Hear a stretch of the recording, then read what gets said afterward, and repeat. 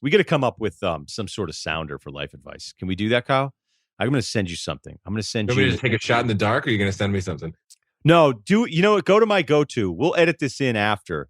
So right before we read the first life advice, I want you to always play Ben Affleck's speech in Boiler Room to the kids, where he's like, "I'm a millionaire," but the part where he throws his car keys, he's like, "Cabriolet." All right, I'll get on it. Yeah, but to have the car key line in there more so than any of the other stuff. Okay. You want details? Fine. I drive a Ferrari 355 Cabriolet. What's up? I have a ridiculous house in the South Fork. I have every toy you can possibly imagine.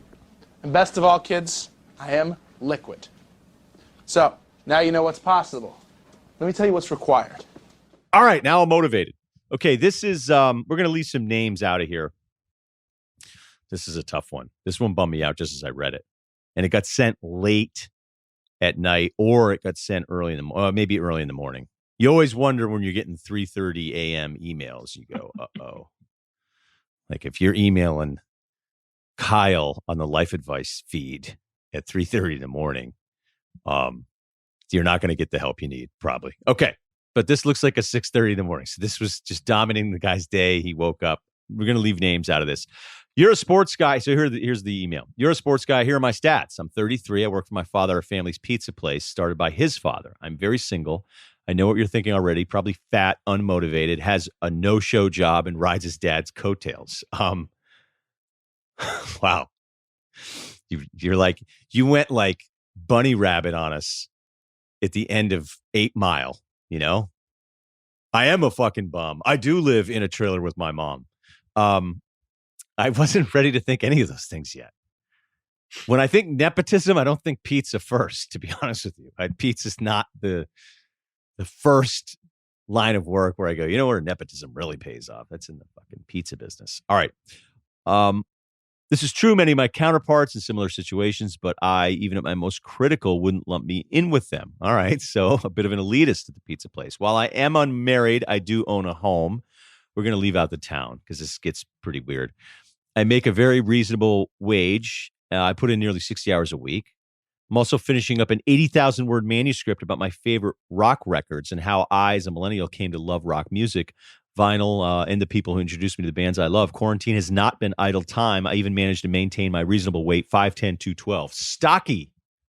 I'm going to categorize you as stocky.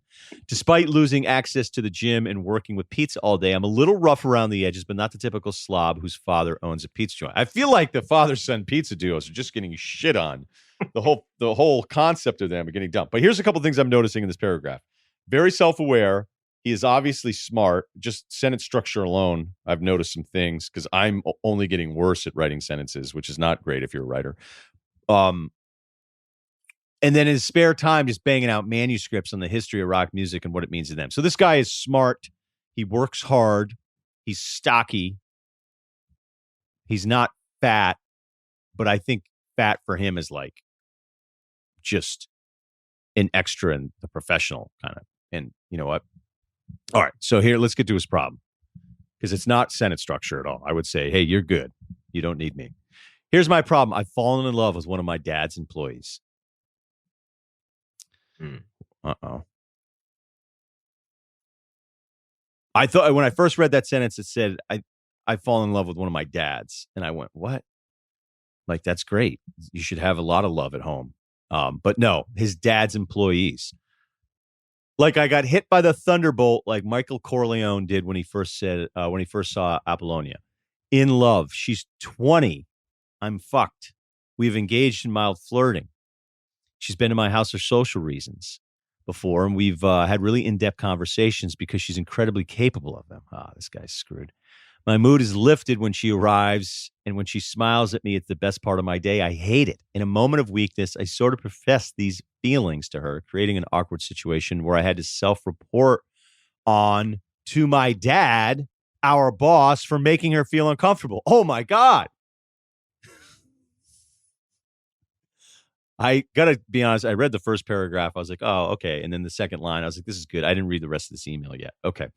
So let's just rewind there. In a moment of weakness, I sort of professed these feelings to her, creating an awkward situation where I had to self-report on myself to my dad for making her feel uncomfortable. He's really self-aware. You're right. Yeah.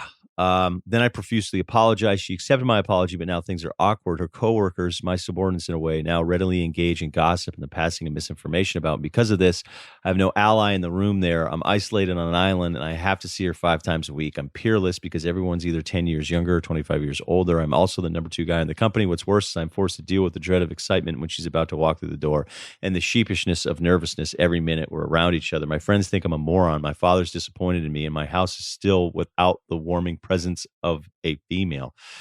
This went from great sentence structure to self-awareness to a tad creepy. You said on the pod with Bill in April, quote, if you aren't doing the thing you've been putting off right now during all this shit, then you aren't ever going to do it. I started to kick into high gear on my book because of that advice, and I'm confident I will find a publisher. I know you have something good for me here. Okay. Yeah, well, good luck on the book. This one's tough, man, because I don't want to be insensitive to the work part of this where, you know, it's also a pizza place. So it's not like she works in a different department of some massive corporation. So you're going to be around her all the time and you like her. But the number one thing is you can't make her feel uncomfortable, right? So it sounds like she's accepted the apology and now you're good. But I think the only way to really solve this is you should actually organize some sort of social gathering. Like, I don't know what their acceptance of you is now. If it's just some funny thing that happened, or if they're like, this is the creepy guy who works for the boss and we don't like being around him. I don't have the answers to these things. But I would hope, as long as this has only been just, hey, I kind of like you. And she was like, peace, you're 33, I'm 20. It's not happening. That maybe you could just do a friend zone. Maybe not a pizza party because you guys are on pizza a lot, but do something where everybody's in the same, so they get to see you away from the place, not at your place, but like a social gathering where everybody gets together and maybe even poke fun at yourself a little bit and just try to move past this. That would be probably the best thing I can do, but obviously I'm dancing here a little bit because I don't really know how far the weirdness got to the point where you had a self-report on yourself to your dad because your dad's sort of HR and owns the company. Anyway, good luck with that book. And, you know, maybe get on a dating app. Somebody who really likes rock music. All right. That's this week's podcast. We will be back next week. Please subscribe, rate, and review the Ryen Russillo podcast, part of the Ringer Podcast Network. Have a great weekend, everyone.